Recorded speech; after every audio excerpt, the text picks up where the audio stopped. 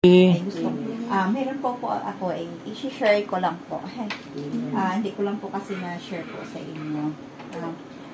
Nung di po ba, nung simbang gabi tayo ng day, sige, ako po muna kayo, kasi hindi po ako. Sige lang mga kasi i-share ko lang po na, di ba, nung nagsimbang gabi tayo dun kay Father, tapos nasabi niya yung tunay daw na diwa ng Christmas o diwa ng pagbibigayan ay yung bigyan mo yung tao na yung hindi wala siyang kakayanan na bigyan ng kapalit. Yun daw po talaga yung diwa ng bigayan kasi yun daw yung mabigyan mo yung tao na yung walang-wala na, yung kasayahan na dulot sa kanya, diba? Sobra-sobra iba yun. So ganun nung time nun, pumunta ako di Visoria, morning po yun, siguro mga 8 a.m. And then, nakaraan pa po. Tapos, habang naglalakad po ako, may titingin po ako tila. May nag-offer sa akin, matanda na siguro mga sa age 17 plus na siya. So, sabi niya sa akin, bilhin na kayo ng ikot. Ay, bag ba yun? So, nag-offer lang. So, nung time noon, wala pa kasi ako binili, kaya sabi ko, dinidba ko lang siya. Basta ikot siya ng ikot. So, habang naglalakad ako, naririnig ko yung voice niya, nabili na kayo, bili na ako. Tapos, nang umuwi ako, nakita ko siya, nakaupo siya sa gilid na, parang siguro, pagod siya. Opo. So, hindi ako makabili kasi wala akong kumbaga, hindi ko pa mapaglalagyan. At hindi po, kasi wala pa po, pa ako nakabili. So, papunta na sana ako, palabas na ako sa may mga stall doon na color block. So, parang inaano ko na bumalik ako. Sabi ko, ay, may nakalimutan ako. So, bumalik ako. Na bumalik, siya na naman nakikita ko po. So, napilitan ako, kahit na wala po akong binili pa.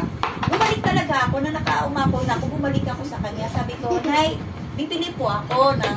Tapos, biglang tumayo siya. Tapos, sabi niya, ay, salamat, Ning, kasi may binta na ako. Sabi niya, kanina pa daw siya, ikot ng ikot, wala pa daw. Pag siguro, nauuhaw na siya nung time noon, talagang wala siyang pera.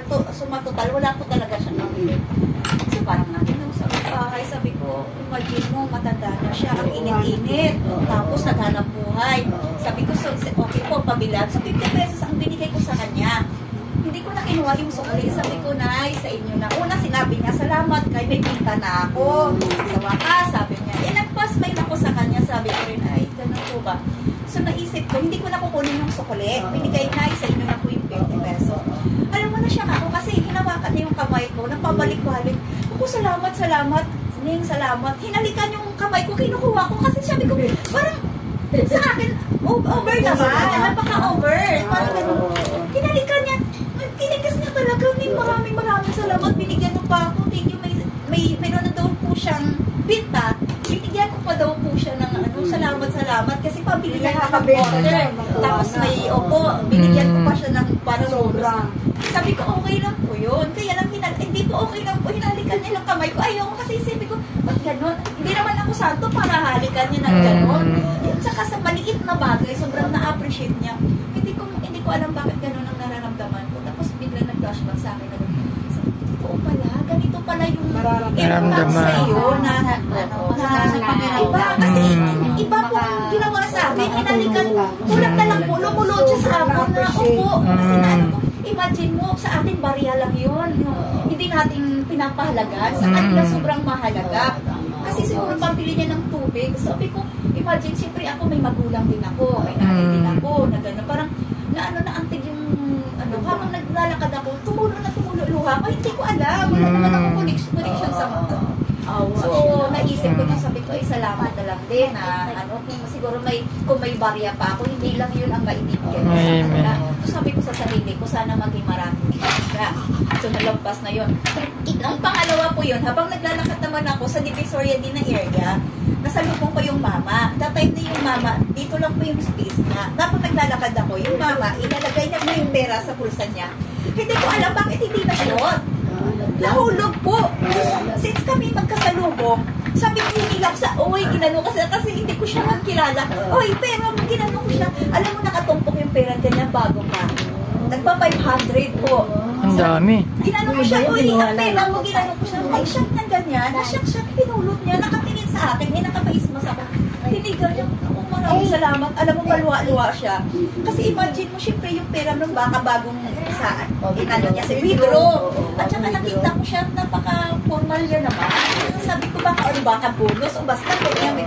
Iniisip ko, nakakawa naman, ipapalo pala kung yung ang pera niya kung may sakit. Kumbaga may ipaglalaanan ng importante yun.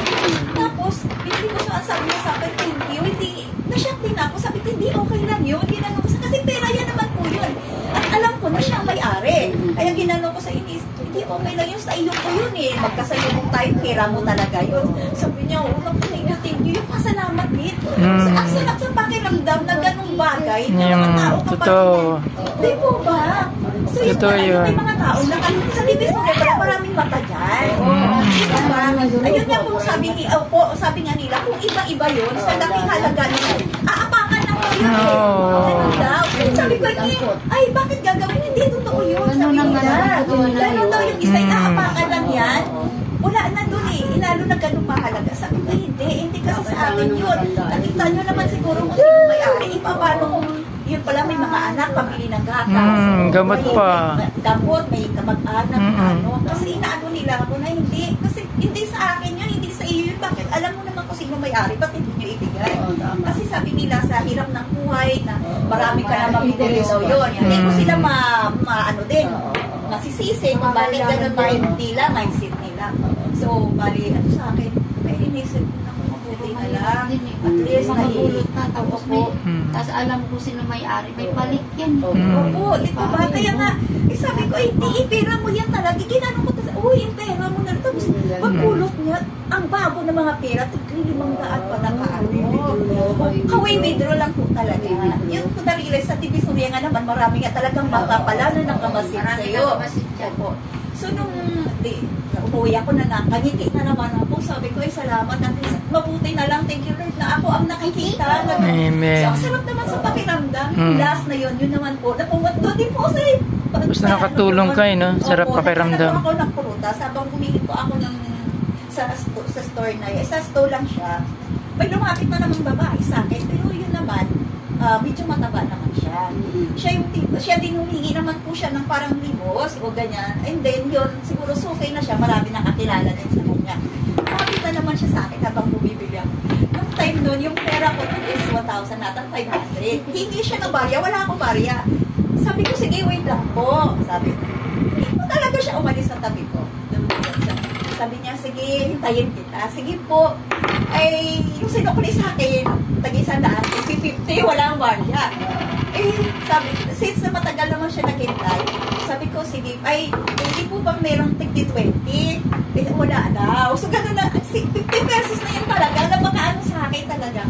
So, sige po, wait lang po. Nang binigay na sa akin yung supply, binigay ko po sa kanya, ay, ito na lang po yung 50 pesos. Eh, sa 50 pesos pala, sa mga namamalimos, napakalaking halaga. Napakalaki na yun. Oo, ganun.